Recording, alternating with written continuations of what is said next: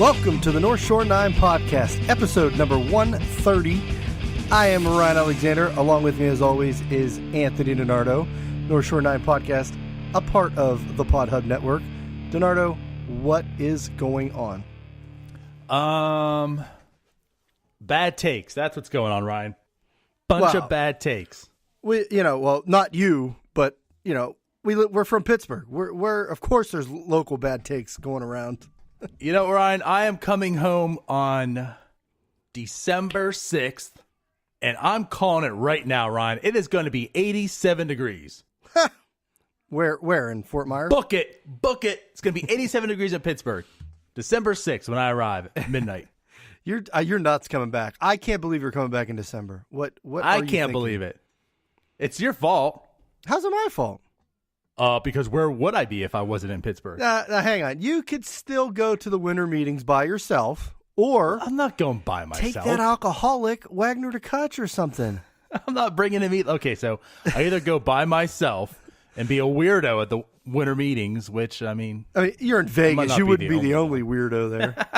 Or I bring Wagner to Kutch, and I'll never return home because I'll be in jail or I'll be dead.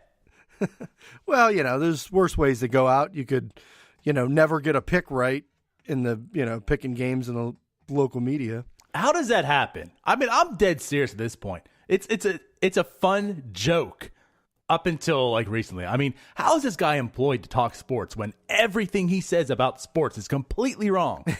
So he's not even close. We're talking obviously about. Well, today, I guess the Steelers game was the closest he got. And how great was that? I was the one that tweeted out on North Shore 9 too about that part. So how great is it that he predicted that the Steelers would lose, and then he doubled down on it during the game, and at the moment he doubled down on it, that's when the Steelers came back. That's right when they scored their first touchdown and then won the game. Because he said this was the easiest prediction in the world, and he lost again. I mean, you're picking. It used to just be his takes, like just awful takes, and we're talking about Philipponi, on the fan. And these aren't even. I don't even listen to his show because I would, probably want to stab my ears because out. It's Philipponi, right? But it's just all on Twitter, and his takes are just awful, and then his picks, like so, you're picking like games every week. You're picking other one. He's not just picking Steelers. He'll do Penguin takes. He'll do the Pirate takes. Whatever. And he gets every single one wrong. Like whatever he says, take the opposite. And like his coworkers are even like calling him out on it now. Like that's how of a joke it's become. It's terrible. Remember, wasn't he the one? It was before the season, or it was either before this year or last year. He was like, the Pirates are winning the division. He's like, it was after he loved that. It was after the Cubs won it because he's like, the Cubs aren't going to catch anyone on guard, off guard this time, and the Cardinals are old, which I agree with that. And he was like, book it. The Pirates win the division. It was just like, oh no. Like, he was dead serious. He was all about the Pirates actually win the division, which at the time I thought was really weird because. As down as the fan always is on the Pirates, right? Someone from the fan, first off, was saying that look out for the Pirates. But and I'm just like, I'm kind of shocked. And the thing, too, is like, if we're such the fanboys, I'm not saying that about the Pirates. We're not winning this division. Yeah. So the fact that he was saying it, I was just blown away. But, that just adds to it. This isn't just like something new. It's just been bad take after bad take after bad take. Ryan, I think that's my new thing. I'm just going to be bad take DiNardo. I need to get paid. I'm going to be on the fan and get paid. From now on, this is it. Now on, I'm just nothing but bad takes. I like it. Yeah, he had, Wake Forest is going to beat Pitt. Didn't happen. He had, the Steelers are going to lose this game. And then one of the games that the Steelers lost, like Steelers are going to win in a blowout. It's just he gets it wrong every time. And then he talked a bunch of ish on Pitt even laughing because Narduzzi was like, we're going to the ACC championship or something like that, or whatever. Like at the beginning of the season, he laughed at it, and then here they are. Yeah, which also happened because he predicted that the Pitt was going to get blown out. Right after he said they're going to lose to Wake Forest, then like during the game, he's like, they could hang with Clemson. It's like, well, there you go, Clemson in a blowout. That's it. Sorry, Pitt. It was a great season. It was a really good season. Yeah, but it's over now. Yeah, shout out to Pitt though. Not many people had them winning. It's the ACC. It's not the SEC. But nobody had them winning that side of the conference. So it's after that Penn State game, I had some doubts about them, period. But yeah, they pulled it together and actually being somewhat of a competent football team. So there you go. There you go. And how about that Steelers victory, Filipponi and our buddy Geddes? How about that? Oh, I feel bad for Geddes. I really do. But I guess not really, because he really wanted the loss deep down. But obviously, when they started winning the game, the gloves came off. Time to troll. He had his best troll work on, and it just didn't work out. It was Smitty or Herb at some point in the first half. He's like, Geddes is never on Twitter, and now he's on here talking shit in the first half. He's like, right. What? And then of course Geddes kind of quieted down in the second half. But Geddes, they had their run last year. He had some fun, but Bortles is bad, man. He's horrible. They extended him. I mean, you want to talk about spending money poorly. Right. Holy smokes. Like, that team would be set with, like, anybody at quarterback. Just not Blake Bortles. You freaking brats! So, let's... What will you learn? I don't know how we got started on the Jags, but... How about, you want to talk about, you want to talk about Pony and his bad takes and stuff. I mean, let's talk about some statements that DiNardo made this week and just dominated. Some statements. I'm not going to mention any name because, no one sponsors us, but I did get involved in the Around the 412's little contest they had going on. As you mentioned last week, when you have to just pick statements. It's not actually like winning, players as such. But man, DiNardo is on fire this week, Ryan. I might be getting some Steeler tickets coming, just to let you know. Did you win? Are you in the lead? Like what do you have to do? I'm winning that league. The points. Let's see what the points are. The statement. In Around the 412's league, I'm literally dominating it. I have 48 points. The next person in second place has 34. Who knew? I got all but one wrong. I picked the Steelers under 27.5 points. I picked the Steelers not to win over 6.5 points. I picked total points under 47.5. You were on fire. Blake Bortles under 25.5. Ben Roethlisberger under 290.5 yards. That's the only one I missed. You should have went over Ben interceptions. Roethlisberger under 27.5 completions. Bortles under 275 yards. Juju over 6.5. Connor over 85.5. Oh, Juju's lit.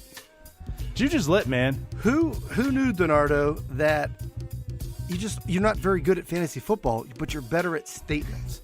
At just statements making is my statements. Statements is I'm here to your make jam. a statement, Ryan. I'm here to make a statement. He stinks. You're set. So there you go. You just need to make some statements. Has he been good? Well, I did hear a little birdie told me that you were on another podcast making statements this week. I was. Yeah, shout out to another Pod Hub affiliate, the Donut Bag. Yeah, I was on Joey Bag of Donuts podcast this week. Shout out to him. Second time you've been on there, statements. correct? Yeah, you made some statements. Yeah, second time. I was on it, I don't know, Ryan, when was that, like a month ago? Something like that. Probably about that, yeah. Yeah, so...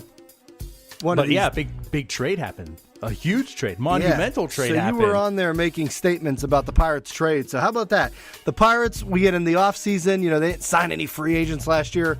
They signed Jung Ho Gung, which we talked about last week. And now they go out and they make the first trade, I don't know the first trade, but a trade. They make a trade with the Indians. So I'll tell you what, DiNardo, this came up on my phone. I got the notification, and it said Pirates complete deal with Indians. Now, my first thought was not where this trade went. Did we get Klubot? My first thought was, we picked up Kluber or Carrasco, or I don't know, maybe they got crazy and picked up Lindor. We traded Newman for Lindor straight up. Yeah. And then I see, we traded them. So the trade, Jordan Luplow and Max Moroff go to Cleveland in exchange for Erik Gonzalez, who pretty much, I guess you could say, utility man, infielder, and then a couple minor league pitchers, which, we'll get into the prospects in this deal, the pitchers, but they're very low level at this point.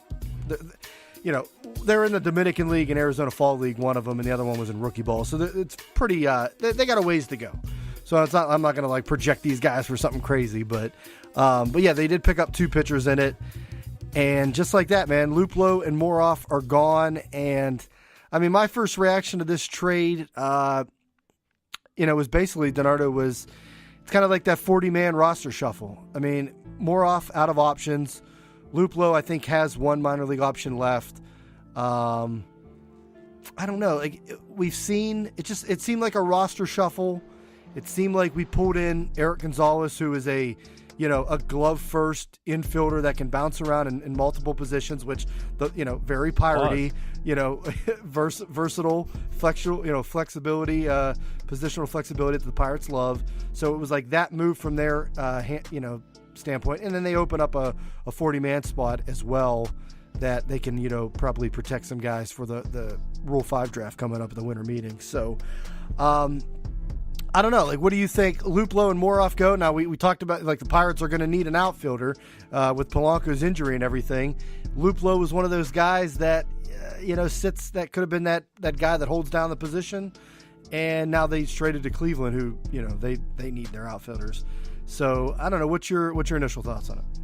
Well, I think first and foremost is exactly what you said. It's more or less just the roster crunch. There really isn't like a position. I mean, think about, where's Max Moroff going to play this year if he was on the team? I mean, he has to stick to the team, or else another team's going to get him for free because he's good enough that someone's going to claim him. You know what I mean? That's my thought. Right. But does he really fit on this team? I mean, we need middle infielders, but he's part of like the problem of what we have. We have middle infielders. We just don't have any like good ones, So either you have Newman, you have Moroff, you have Kramer. They're all the same to me. This is the guy that's without options. So I think it was clear at the GM meetings that Neal Huntington was probably shopping him around, seeing what he can get.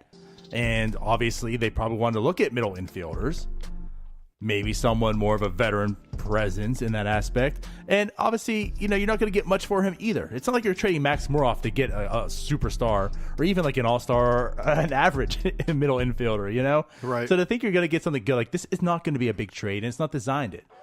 So you had to add Luplow, who also, which is funny, because like you said, Ryan, like there is an open position in right field right now with Polanco potentially on the shelf for quite some time. I mean, at least it seems like it's going to be for a month, right? So the fact that he was traded speaks a lot to me. I mean, it speaks in the sense that, for one, maybe they're not just going to rely on like their internal options right now, like you would suspect they would. Right. And number two, maybe they just don't, like they're just not that confident in what Jordan Luplow brings. And the fact that they can go ahead and trade a Luplow and a Moroff and get an Erik Gonzalez, who, like you said, isn't great with a bat, but those two weren't.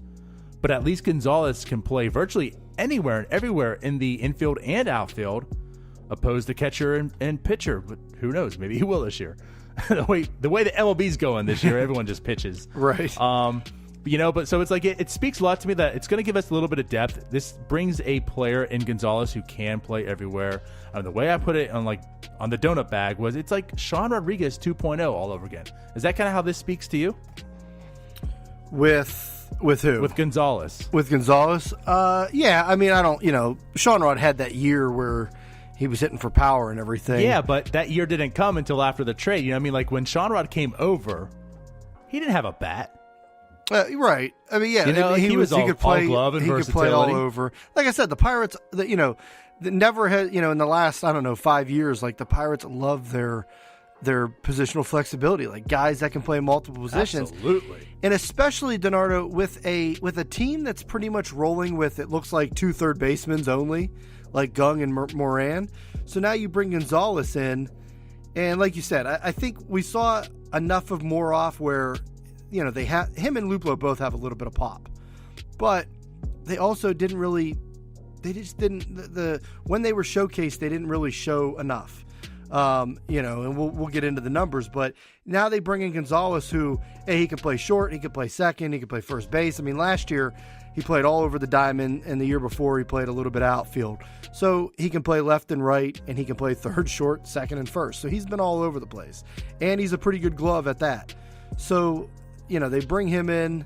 So yeah, I mean, it's definitely, I wouldn't say Sean 2.0, but it's that mold of the player, the same thing. I mean, a little younger than Sean Rod, obviously, but it's that, yeah, he can play all over.